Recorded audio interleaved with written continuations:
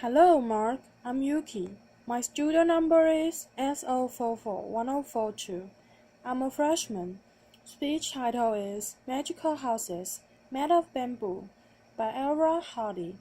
When I was 9 years old, my mom asked me what I would want my house to look like. I drew this fairy mushroom, and then she actually built it. Laughter.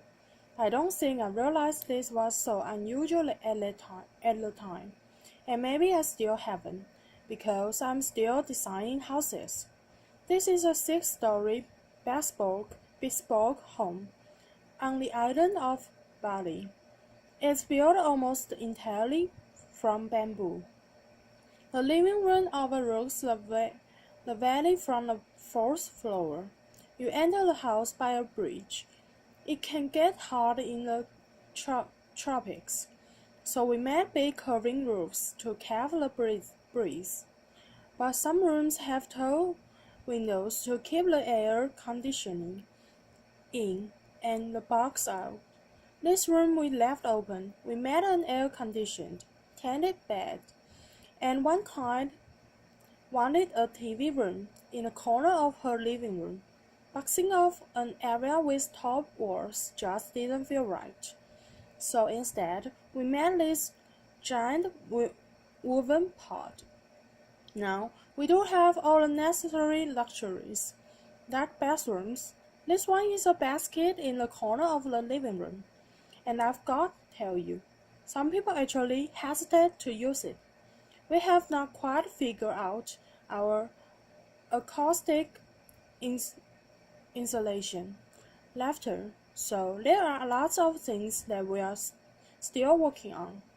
But one thing I have learned is that bamboo will treat you well if you use it right. It's actually a wild grass. It grows on otherwise unproductive land, deep ravines, mountainsides. It lives off of rainwater, spring water, sunlight, and of the 1,450 species of bamboo that grow across the world. We use just 7 of them. That's my dad. He's the one who got me building with bamboo, and he is standing in a clump of decorations, asper, niger, nigger that he planted just 7 years ago. Each year, it sends up a new generation of shoots. We watched it grow a meter in 3 days just last week. So we are talking about sustainable timber in 3 years. Now, we harvest from hundreds of family-owned clumps, bitong, as we call it. It's really long, up to 18 meters of usable length.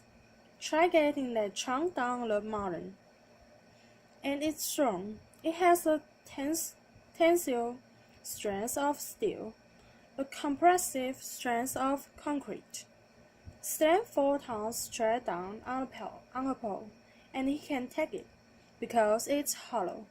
It's lightweight, light enough to be lifted by just a few men, or apparently one woman.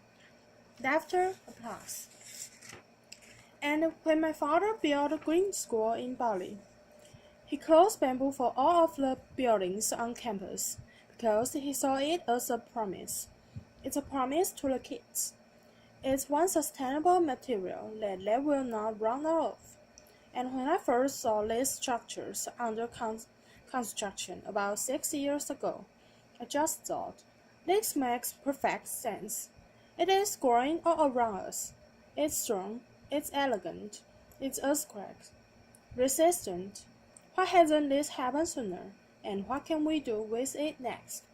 So, along with some of the original builders of Green School, I found Ibuku. Ibu means smaller, and Ku means mine. So it represents my Mother Earth, and at Ibuku, we are a team of artisans, architects, and designers, And what we are doing together is creating a new way of building. Over the past 5 years together, we have built over 50 unique structures, most of them in Bali. 9 of them are at Green Village.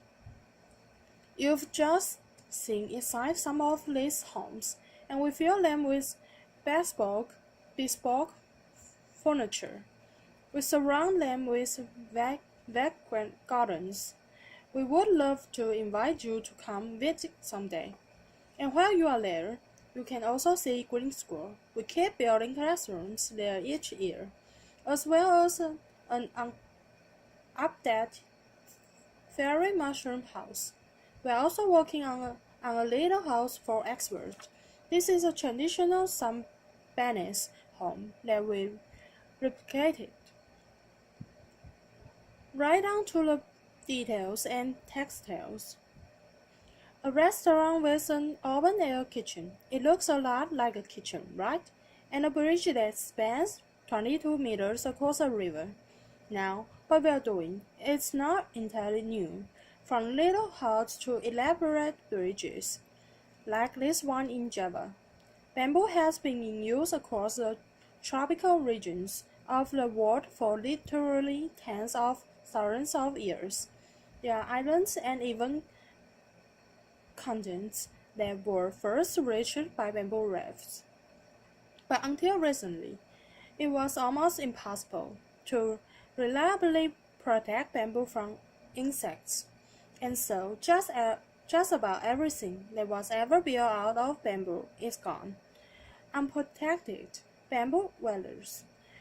Untreated bamboo gets eaten to dust. And so that's why most people, especially in Asia, think that you couldn't be poor enough or rural enough to actually want to live in a bamboo house. And so we thought, what will it take to change their minds, to convince people that bamboo is worth building with, much less worth aspiring to? First, we needed self-treatment solutions. Board wax is a natural thought. It turns bamboo into a viable building material. Treat it properly, design it carefully, and a bamboo structure can last a lifetime. Second, building something extraordinary out of it inspired people. Fortunately, Balinese culture fosters craftsmanship. It values the artisan. So combine those with the adventurous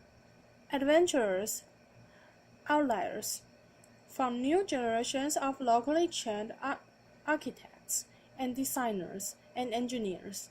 And always remember that you are designing for curving, tapering, hollow poles, no two poles alike, no straight lines, no 2x4 layer.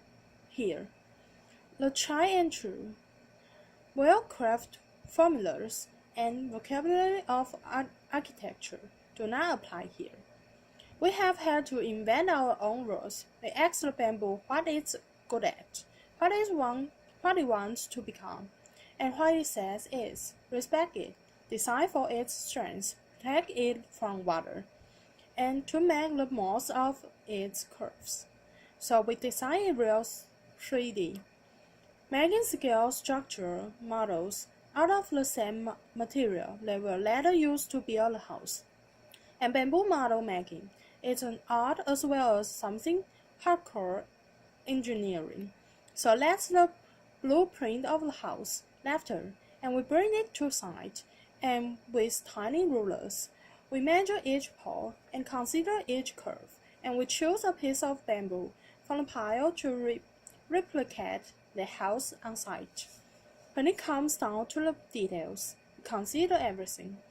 Why are doors so often rectangular? Why not round? How could you make a door better? Well, it's hard battle with gravity. And gravity will always win in the end. So why not have a pivot on the center where it can stay balanced? And while you are at it, Why not doors shaped like teardrops? To reap the selective benefits and work within the constraints of this material, we have really had to push ourselves, and within that constraint, we have found space for something new. It's a challenge. How do you make a setting if you don't have any flat boards to work with? Let me tell you, sometimes I dream of shit rock and plywood, laughter. But if what you've got is skilled craftsman and it's busy little bits, with their selling together, stretch a canvas over it, decorate. How do you design durable kitchen countertops that do justice to this curving structure you've just built? Size up a border like a loaf of bread. Hand carve each to fit the other. Leave the curves on, and what we are doing, it is almost entirely handmade. The structural connections of our buildings are reinforced by steel joints, but we use a lot of hand-whittled bamboo pins. There are thousands of pins each floor.